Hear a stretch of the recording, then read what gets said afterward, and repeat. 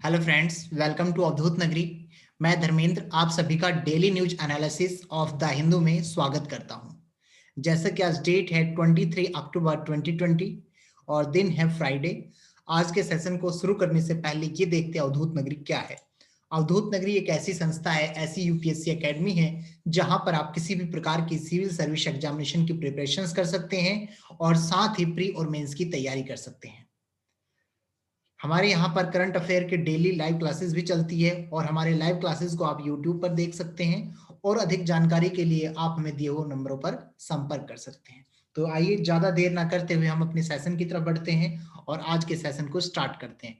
जैसे कि दोस्तों आप सभी को पता है, जो यहाँ पर आर्टिकल और एडिटोरियल कंप्लीट करवाए जाते हैं वो आपके हर स्टेट और सेंट्रल मतलब जो सिविल सर्विस एग्जामिनेशन के पॉइंट ऑफ व्यू से काफी इंपॉर्टेंट होते हैं। और इन सब के लेक्चर की पीडीएफ को डाउनलोड करने के लिए आप हमारे टेलीग्राम चैनल को ज्वाइन कर सकते हैं, जिसके बारे में डिस्क्रिप्शन में डिटेल दे दी गई है। या फिर और अधिक जानकारी के लिए, जैसे मैंने आपको बताया, हमें कांटेक्ट कर सकते हैं।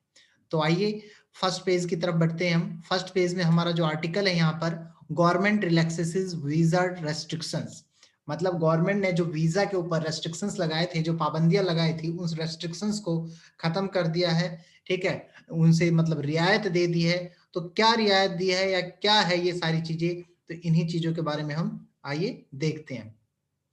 देखिए, जैसा कि बताया गया है कि ministry of home affair MHA, ठीक है, मिनिस्ट्री ऑफ होम अफेयर ने थर्सडे को, बृहस्पतिवार को एक रिलैक्सेशन दिया है। किसके ऊपर? रेस्ट्रिक्शंस के ऊपर, पाबंदियों के ऊपर, जो कि फॉरेनर का भारत से कहाँ आना था, foreigner to come to India, मतलब बाहर से भारत में आना था अलग अलग पर्पज के लिए, जैसे बिजनेस के लिए, कॉन्फ्रेंस के लिए, एम्प्लॉयमेंट के लिए, एजुकेशन के लिए, रिसर्च के रिगार्डिंग, मेडिकल रीजन के रिगार्डिंग। तो इस समय क्या कहा है कि साफ साफ मतलब कहने का मतलब यही है कि गृह मंत्रालय ने गुरुवार को विदेशियों को व्यापार, सम्मेलन, रोजगार, शिक्षा, अनुसंधान और चिकित्सा कारणों से विभिन्न उद्देश्यों के लिए भारत आने वाले वीजा में छूट दे दी। ठीक है, लेकिन छूट जो है वो, जिसमें मान लीजिए कोई अल्पकालीन वीजा है, शॉर्ट टर्म मेडिकल वीजा है, तो उसमें छूट नहीं दी गई है, वो यू की यू है। ठीक है, तो ये सारी चीज जो है आपके, पहला है गवर्नमेंट रिलैक्सेस वीजा रेस्ट्रिक्शंस। दूसरा आपका टॉपिक है आज का, सॉरी ये रेड नहीं हुआ, हाईलाइट नहीं कर पाया, ध्यान नहीं रहा। सेकंड जो आपका है इस पे टॉपिक, वो है आपका कि BJP manifesto promises free vaccine to Bihar. आपको पता है बिहार में इलेक्शन के दौरान तो बीजेपी ने क्या किया है, एक घोषणा पत्र घोषणा की है, कुछ वादे किए घोषणा के लिए। ठीक है, और उसमें क्या है कि वैक्सीन जो होगी, भाई अगर वैक्सीन बन जाती तो बिहार में वो फ्री ऑफ कॉस्ट बटेगा, जिसका कोई चार्ज नहीं होगा। और निर्मला सीतारमन जी ने कुछ पटना में जो इलेक्शन को लेके कुछ अनाउंसमेंट की है, और वो अनाउंसमेंट क्या है, देखिए। सबसे पहले तो ये कहा है कि free distribution of Covid 19 vaccine, जैसे मैंने बताया कोविड 19 वैक्सीन का जो डिस्ट्रीब्यूशन होगा वो बिल्कुल फ्री होगा, उसका कोई चार्ज नहीं लिया जाएगा। सेकंड पॉइंट, लेकिन ये कब? जब इसे आईसीएमआर अप्रूव कर देगा कोविड 19 की वैक्सीन को, तब उसके डिस्ट्रीब्यूशन के लिए तब। ठीक है, और 90 लाख जॉब्स इन नेक्स्ट, अगले 5 सालों में लगभग 19 लाख जॉब की, मतलब यानी कि 19 लाख वैकेंसी वहां पर निकलने वाली है। ये किसने कहा है? निर्मला सीतारमन जी ने। ठीक है, कंस्ट्रक्शन ऑफ 30 लाख पक्का हाउसेज, और ये भी कहा जा रहा है कि 30 लाख लगभग पक्का घरों का निर्माण किया जाएगा गरीबों के लिए। और एक चीज और बताई गई है कि इंजीनियर और जो दूसरे टेक्निकल एजुकेशन है, ठीक है, उसे हिंदी में अवेलेबल कराने की भी कोशिश की जा रही है। ये सारी बातें, ठीक है, ड्यू टू द इलेक्शन के कारण एक घोषणा में निर्मला सीतारमन जी द्वारा कही गई है। ठीक है, तो ये सारी चीजें यहाँ पर इस टॉपिक में कवर की गई है। यहाँ पर हमारा ये टॉपिक भी क्लियर हुआ। अगले पेज की तरफ हम बढ़ते हैं। अगला पेज जो कि 2 है, इंपॉर्टेंट नहीं है, 3 पर आते हैं। 3 पर जो है हमारा एक्यू के बारे में, एक्यूआई मतलब यानी कि एयर क्वालिटी इंडेक्स। काफी दिनों से गाइस ये टॉपिक चल रहा है और उम्मीद है कि आप सभी को इसके बारे में पता भी होगा कि एक्यूआई क्या है। ठीक है, ज्यादातर जो बात चल रही है गुड़गांव, नोएडा और दिल्ली को लेकर बात की जा रही है, जहां पर एयर क्वालिटी जो है वो काफी मतलब यानी कि खराब होता है, या उसका स्तर जो है वो गिरता हुआ नजर आ रहा है। तो उसी से संबंधित ये आर्टिकल दिया गया है। बताया गया है कि लगभग जो दिल्ली का एयर क्वालिटी इंडेक्स है या एयर क्वालिटी है, वो वेरी पुअर के नजदीक है, बिल्कुल मतलब यानी कि बहुत ही कम, मतलब बहुत ही नजदीक है। ठीक है, बहुत ही कम डिफरेंस रह गया है। और बताया जा रहा है कि जो नोएडा है, while Noida slip to the very poor, जबकि नोएडा जो है वेरी पुअर की कैटेगरी में जा चुका है। जो सीपीसीबी बोर्ड है, सेंट्रल, ठीक है, पोल्यूशन कंट्रोल बोर्ड जो कि डेटा प्रोवाइड करता है, इसने भी बताया है कि गुड़गांव जो है थोड़ा सा अच्छा है इन सबसे, वो अभी पुअर कैटेगरी में बचा हुआ है, वेरी पुअर की तरफ नहीं गया है, ठीक है। और दिल्ली का जो एयर क्वालिटी है वो बताई गई है, जैसे मैंने बताया पुअर में है, लेकिन वेरी पुअर के बिल्कुल पास है, और अगले 2 दिन अगर ऐसा रहा तो ये बिल्कुल उसमें चला जाएगा, ठीक है। और ये सारी चीजें जो मॉनिटरिंग एजेंसी सफर के द्वारा system of air quality and weather forecasting research के द्वारा किया जा रहा है।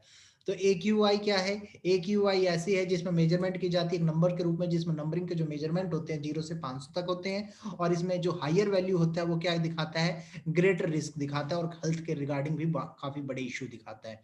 एग्जाम्पल के लिए मान लीजिए AQI पे 50 है, ठीक है, उससे नीचे है तो इसका मीन्स ये है कि आपकी एयर क्वालिटी काफी अच्छी है, और 300 है तो इसका मतलब ये है कि आपकी एयर क्वालिटी वो है काफी खतरनाक है, हैजर्डस है। और सफर मैं बता रहा हूँ कि सफर क्या है? सफर एक एयर क्वालिटी का एक ऐसा भारत का हिस्सा, इंटीग्रल पार्ट है, जो क्या करता है? वार्निंग सिस्टम देता है, एयर क्वालिटी के रिगार्डिंग वार्निंग का काम करता है, और इसका ऑपरेशनल जो है दिल्ली में किया जाता है, ठीक है। तो ये हमारे यहाँ पर हुआ एयर क्वालिटी इंडेक्स। अब इसके मेजर करने की बात आती है तो एयर क्वालिटी इंडेक्स देखिए, जैसे मैंने बताया नंबर्स में, सूचकांक में इसके प्रदर्शित करके इसकी मेजरमेंट की जाती है। ये भी बताया मैंने आपको, अगर लेवल जो है 0 से 50 तक है तो वहाँ की एयर क्वालिटी जो है गुड है, और मीन्स ये है कि कोई इफेक्ट नहीं है, कोई इफेक्ट नहीं होगा हमारे हेल्थ पर, कोई रिस्क नहीं है। मॉडरेट है जो कि 51 to 100 है, जिसका मतलब ये है कि ठीक है, सेंसिटिव है, हल्का बहुत, थोड़ा बहुत, कोई ज्यादा डरने की बात नहीं है। अनहेल्दी है 101 से 150 तक, इसका मीन्स ये है कि अब ये हमारे हेल्थ पर इफेक्ट डालना शुरू हो चुका है। और अनहेल्दी मतलब काफी ज्यादा इफेक्टिव है, सीरियस हेल्थ इफेक्ट हो सकते हैं इसके कारण। और वेरी अनहेल्दी का मतलब ये है कि सीरियस से भी मोर सीरियस, सीरियस से भी मोर सीरियस यहाँ पर आपके ऊपर इफेक्ट पड़ सकता है। और ये जो है यहाँ पर बात की जाए तो इतना ज्यादा इफेक्टिव होता है कि इमरजेंसी कंडीशन भी आ सकती है, ठीक है। तो ये सारे इसके एयर क्वालिटी इंडेक्स के लेवल हो गए, जो कि मैंने यहाँ पर आपको एक टेबल के द्वारा बताने की कोशिश की है। आगे बढ़ते हैं हम अगले पेज की तरफ। अगला जो पेज है हमारा, डायरेक्ट पेज नंबर 8 पर आते हैं, और यहाँ पर एक लिखी गई है बात कि army chief commission INS Kavaratti at Visakhapatnam. इस गाइस इसमें क्या बताया गया है? इसमें बताया गया है एक्चुअली कि जो हमारी आर्मी है, ठीक है, एक मिनट, हाँ, जो आर्मी चीफ कमीशन है तो उसमें क्या बताया कि NS Kavaratti garden, INS Kavaratti, ठीक है, गार्डन रीच शिप बिल्डर्स और इंजीनियर्स, ठीक है, इन्होंने क्या किया है? गार्डन रीच शिप बिल्डर्स और इंजीनियर्स ने, मतलब यानी कि इनके द्वारा प्रोजेक्ट 28 के तहत एक anti submarine warfare, ASW, anti submarine warfare, ठीक है, इस चीज का एक कावेड के रूप में अंतिम रूप से नौसेना डॉकयार्ड में, ठीक है, किसमें? नौसेना डॉकयार्ड में इसे शामिल किया गया है। और इसमें बताया गया है कि ये जो है इन्होंने एक मतलब यानी कि शिप का निर्माण किया, कहने का मतलब एक शिप बनाई है, और ये शिप क्या है? इंडिया द्वारा बनी हुई है, ठीक है, भारत निर्मित स्टील का इसमें उपयोग किया गया है। और ये इसमें चीजें कही गई है कि यहाँ पर इसमें जनरल मनोज मुकुंद नरवाणे, थल सेनाध्यक्ष admiral Atul Kumar Jain, flag officer commanding in chief और ईस्टर्न नेवल कमांड की उपस्थिति में ये सारी चीजें किया गया था, ठीक है। और दीपो जो ये बताया गया है कि जो शिप है named after the capital of Lakshadweep, ship का जो नाम पड़ा लक्षद्वीप के कैपिटल के बाद, मतलब ग्रुप उनके आइसलैंड ऑफ ग्रुप के बाद पड़ा था, has been constructing using high grade DMR। और इसका जो निर्माण हुआ था, मतलब यानी कि, एक मिनट गाइस, इसका जो निर्माण हुआ था उच्च ग्रेड DMR 249 के स्टील के उपयोग के द्वारा किया गया था, ठीक है। ये चीजें आप याद रखना, ठीक है। तो इसमें क्या बताया मैंने आपको, वापस बता देता हूं कि DMR 249A स्टील का उपयोग किया गया, ये स्टील का टाइप है, इस चीज को आप याद रख सकते हो। और एक चीज और ध्यान रखना कि मतलब यानी कि जो जहाज था, कितना वेट था उसका? 3300 टन। कितना था? 3300, याद रखना, 3300, 3300 टन। और उसकी लंबाई की अगर बात करूं तो 109 मीटर उसकी लंबाई, कितनी? 109 मीटर। और जो चौड़ाई है वो चौड़ाई कितनी है? 14 मीटर चौड़ा, ठीक है। इस प्रकार से वो एक एंटी सबमरीन युद्ध पोत का जहाज माना जाता है। युद्ध पोत मतलब युद्ध में काम आने वाला, ठीक है। और बता दी ये सारी चीजें मैंने आपको। और जो विशेषज्ञों का एक चीज और इसमें कहना है कि जो मतलब यानी कि इस कॉर्वेट के इंडक्शन जो पूर्वी सीबोर्ड में गेम चेंजर होगा। गेम चेंजर होगा मतलब क्या होगा, जो कि चीनी पनडुब्बियों के साथ हिंद महासागर में छटनी करने की कोशिश करेगा कि उन पनडुब्बियों को कि चीन के कौन से है, ठीक है, उन्हें आराम से पहचान की जा सकती है। इसमें एक ऐसा गेम चेंजर भी होगा। तो ये सारी चीज यहाँ पर बताई गई है इस आर्टिकल में, पेज नंबर 8 पे, जो इंपॉर्टेंट था इसलिए मैंने आपको यहाँ पर बता दिया। आगे हम बढ़ते हैं हम लोग। अगला जो पेज है पेज नंबर 9, यहाँ पर आपके लिए दिया गया है एक centre vigilant women safety PM. मतलब पीएम साहब ने यहाँ पर वुमेन के एम्पावरमेंट के रिगार्डिंग बात की है और बताया है कि मोदी जो है इनॉग्रेट करेंगे दुर्गा पूजा मंडल का। ठीक है, तो ये क्या है, आइए हम इस चीज के बारे में देखते हैं। इसमें साथ साथ बताया गया है कि ये जो काम हुआ है या जो ये बातें कही गई है वुमेन एम्पावरमेंट के रिगार्डिंग कही गई है। तो और कब कही गई है, थर्सडे को बाय प्राइम मिनिस्टर मोदी साहब के द्वारा कही गई है। वे एक दुर्गा पूजा फंक्शन का इनॉग्रेशन करेंगे जिसमें, जो कि वेस्ट बंगाल का है, जो कि बीजेपी के द्वारा किया जाएगा, और इसमें एक वीडियो कॉन्फ्रेंसिंग होगी जिसमें प्राइम मिनिस्टर मोदी साहब जी कहते हैं कि जो against law against rape, rape के खिलाफ में मतलब रेप के विरुद्ध में जो कानून है, ठीक है, उनको और मजबूत किया जाएगा और डेथ पेनल्टी का प्रोविजन लगाया जाएगा, ठीक है, अगेंस्ट द गैलिटी, उस गलती के लिए, एंड आल्सो भी हैड आल्सो बीन इंट्रोड्यूस्ड, ऐसा उसमें बताया गया। और एक कंपेरिजन को शुरू करने की बात कही है वुमेन एम्पावरिंग को लेकर देश में, और बताया गया है कि ये जो होगा, whether it is opening bank account for 22 crore women, 22 crore महिलाओं का अकाउंट खोला जाएगा थ्रू एंड जन धन योजना खोला गया है, जैसे कि giving loans to crore of women through the Mudra scheme, और काफी महिलाओं को मतलब मुद्रा स्कीम के द्वारा उन्हें लोन दिया जा रहा है, और बेटी बचाओ बेटी पढ़ाओ के द्वारा। ये सब क्या है, लॉ अगेंस्ट ट्रिपल तलाक, और जो ट्रिपल तलाक का जो लॉ है, ये सब क्या है, ये हमारे वुमेन एम्पावरमेंट के बारे में एक मतलब यानी कि सारे कंपैरिजन शुरू किए गए थे, वो सारी चीजें यहाँ पर बताई गई है। और मोदी जी ये भी कहते हैं कि जो मतलब यानी कि वो वेस्ट बंगाल के जो विकास के लिए एक रैपिड डेवलपमेंट की तरफ, मतलब यानी कि बहुत तेज, रैपिड होता है तेज गति से, और डेवलपमेंट तो आप समझते ही हैं विकास। तो मिस्टर मोदी जी ये कहते हैं कि that the work was for the rapid development, जी ये सारा काम है रैपिड डेवलपमेंट के लिए, और कहाँ के, वेस्ट बंगाल के लिए, और वहां के लोगों के रहन सहन, मतलब उनके जीवन के तरीके में भी चेंजमेंट आएगी, इससे ये सारी बातें यहाँ पर कही जा रही है। और बता रहे हैं कि हम कंटिन्यू इस रैपिड डेवलपमेंट के लिए काम कर रहे हैं अंडर प्रधानमंत्री आवास योजना। प्रधानमंत्री आवास योजना के तहत हाउसेज हैव बीन कंस्ट्रक्टेड, लगभग 30 लाख करीब लोगों का घर बनाया गया, और 90 लाख को फ्री गैस कनेक्शन दिया गया, किसके तहत, अंडर प्रधानमंत्री उज्ज्वला योजना के तहत, ठीक है। और जन धन योजना के तहत, स्कीम के तहत 4 करोड़ लोगों का लगभग खाता खोला गया, ऐसा उन्होंने ये सारी बात की गई है कि भाई ये इस प्रकार हम ये सब काम कर रहे हैं किसके रिगार्डिंग, वुमेन एम्पावरमेंट के रिगार्डिंग, ठीक है। तो ये आर्टिकल भी हमारा फिनिश होता है। अगले आर्टिकल की तरफ बढ़ते हैं, इसी पेज पर है, एक 2+2 meeting, 2+2 talk will focus on regional issue. ये 2+2 टॉक क्या है, इसके बारे में आइए हम देखिए। इससे संबंधित एक आर्टिकल भी, एडिटोरियल भी आया है। तो क्या कहता है वैसे, इस चीज को हम देखते हैं। देखिए बताया गया है कि भारत और अमेरिका, इंडिया और यूएस, ठीक है, एक मुख्य क्षेत्रीय मुद्दों पर चर्चा करेंगे, ठीक है, एक सैलिएंट रीजनल से रिलेटेड वो डिस्कस करेंगे कि जब अमेरिकी विदेश मंत्री माइक पोम्पियो, कौन, माइक पोम्पियो, और जो यूएस के है अमेरिकी विदेश मंत्री माइक पोम्पियो, और अमेरिकी रक्षा मंत्री कौन, mark Esper, mark Esper,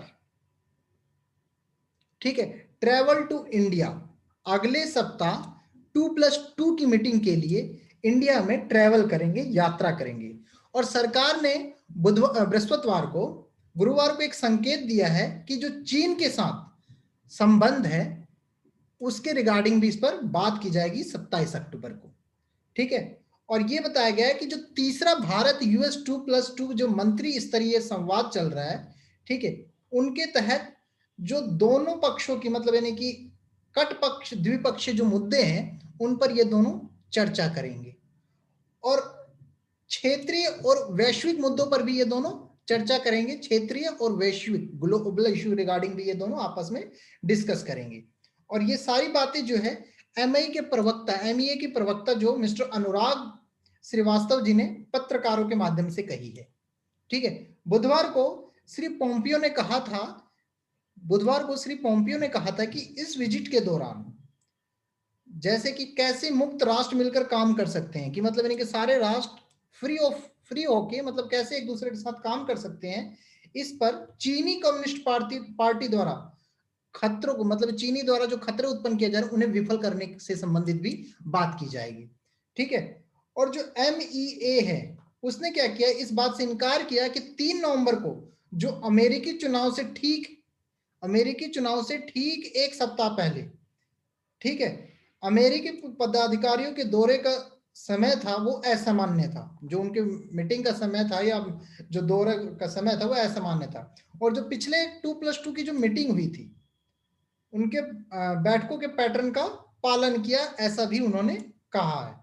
actually है क्या, जो चीन के साथ सीमा वार्ता में एक अलग प्रतिक्रिया में जो यहाँ के विदेश मंत्रालय उन्होंने कहा कि भारत और चीन जैसे दोनों राजनयिक और सैन्य चैनलों के माध्यम से मतलब यानी कि LAC के साथ जो मुद्दे चल रहे हैं उन पे क्या है शांतिपूर्वक हल करने की उन पे चर्चा जारी रख रहे हैं। तो ये एक मीटिंग है, इसके बारे में हम एडिटोरियल में थोड़ा डीपली पढ़ लेंगे। आइए देखते हैं आगे, हम आगे बढ़ते हैं। और आगे जो है हमारा लगभग एडिटोरियल ही शुरू हो रहा है। और पहला एडिटोरियल जो है हमारा, driver a harder bargain at the Delhi meet, वही 2+2 मीटिंग आ गई ना, वही मीटिंग आपकी जैसे मैंने बताया। तो उसमें अब देखते हैं हमारा क्या कहता है थोड़ा डीपली से। सबसे पहले तो मैंने बताया कि जैसा कि आप सबको पता है ये जो 2+2 मीटिंग है, ठीक है, एक मिनट गाइस,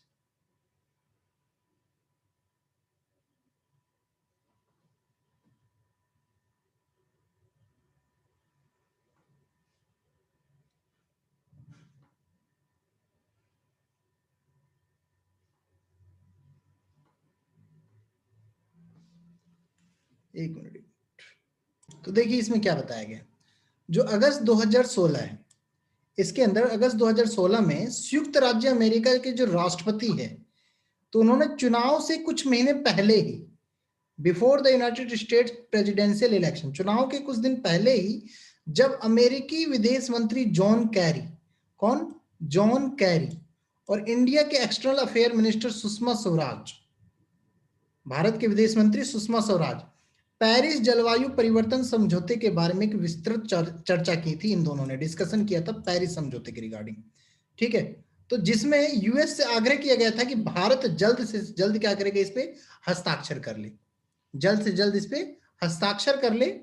और ये भी बताया गया था मतलब है कि जो जारी किए गए बयान थे उसमें 2020 तक ग्रीन क्लाइमेट फंड जो है उसके हिस्से के रूप में प्रतिवर्ष मतलब यानी कि $100 बिलियन, कितना, $100 बिलियन जुटाने की बात चल रही थी, ताकि भारत जैसे अनुकूलन विधियों वाला जो देश है उनकी मदद की जा सके, मतलब यानी कि एक तरह से लोन देने की बात की जा रही थी रिगार्डिंग ग्रीन क्लाइमेट फंड की, ठीक है। तो उसके बाद मंथ्स लेटर ऑन जून, जैसे कि महीने बाद 1 जून 2017 को जो नए अमेरिकी राष्ट्रपति डोनाल्ड ट्रंप थे, उन्होंने घोषणा की कि अमेरिकी जो घोषणा की क्या की कि अमेरिकी पेरिस समझौता जो है उससे बाहर निकल जाएगा, अमेरिका जो है वो पेरिस समझौता से बाहर निकल जाएगा। और फिर उसके बाद GSF के प्रति अमेरिका के वादों को भी फिर रद्द कर दिया गया। जो GCF का वादा था कि भाई इस टाइप का काम करेंगे भाई, आपको अगर इससे जुड़ते हो तो वो सारे वादे जो अमेरिका के प्रति फिर उसे निरस्त कर दिए गए। और इन सब चीजों का क्या कहा, अनुचित कहा, क्या कहा कि भाई ये सब गलत है, ठीक है, अनफेयर है, गलत है। आगे बताया जा रहा है, फिर ट्रंप जी कहते हैं कि भारत जो है विकसित देशों से $1 अरब और $1 की विदेशी सहायता प्राप्त करने में अपनी भागीदारी बनाता है। ये भारत के बारे में उन्होंने बात कही, ठीक है, कि विदेशों से अपनी भागीदारी बनाने में वो क्या करता है, अपनी बात करता है। और ट्रंप ने इस तथ्य को अनदेखी करते हुए कहा कि जो पूर्ववर्ती वाद थे, जो बातें थी उन पर जो आधारित थी, भारत ने जो अपनी गणना की दी थी वो मतलब उसे भी अनदेखा कर दिया। और फिर इसी बार इंडो पैसिफिक, देखिए और बता देता हूं इसमें, एक मिनट, इसी बार क्या हुआ, जो इंडो पैसिफिक है आपका,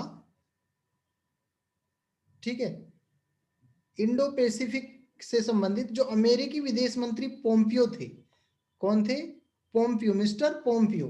तो उन्होंने क्या कहा कि भारत के लिए अपना रास्ता बनाता है, मतलब अमेरिकी विदेश मंत्री जो है माइक पोम्पियो के रूप में अगले हफ्ते भारत के लिए अपना रास्ता बनाता है, और इतिहास जो है वो खुद को क्या कह रहा है, दोहरा सकता है। यहां पर ये बात कही जा रही है इनके द्वारा, ठीक है। और एक चीज इन्होंने कहा है गाइस, इसमें लिखा नहीं है, वैसे मैं बता रहा हूं, आप लोग सुन लो, ठीक है। और एक चीज इन्होंने ये कहा, उनका संक्षिप्त विवरण स्पष्ट है कि यह सुनिश्चित करने के लिए कि जो नई दिल्ली, श्रीलंका, मालदीव और इंडोनेशिया जो कि 25 अक्टूबर से 30 अक्टूबर तक अपने कार्यक्रम में है, भारत प्रशांत में अपनी योजनाओं पर अमेरिका के लिए एक मजबूत सार्वजनिक रणनीति प्रतिबद्धता की ओर ध्यान देंगे, ठीक है।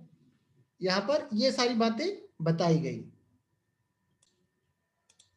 और देखिए क्या है इसमें बताया गया कि जस्ट फ्यू वीक एगो, कुछ हफ्ते पहले ही टोक्यो के अंदर टोक्यो की में क्वाड विदेशी मंत्रियों की बैठक में, ठीक है, जिसमें पोम्पियो ने क्या कहा था कि ये जो क्वाड है, मतलब कौन कौन, ऑस्ट्रेलिया, इंडिया, जापान और जो यूएस है, ठीक है, इसमें भागीदार के रूप में अब पहले से ही अधिक महत्वपूर्ण ये है कि अपनी रक्षा के लिए ये सहयोग करते हैं। किसके लिए सहयोग करते हैं? इसके लिए, रक्षा के लिए। और इसके विपरीत भारत ने क्या कहा?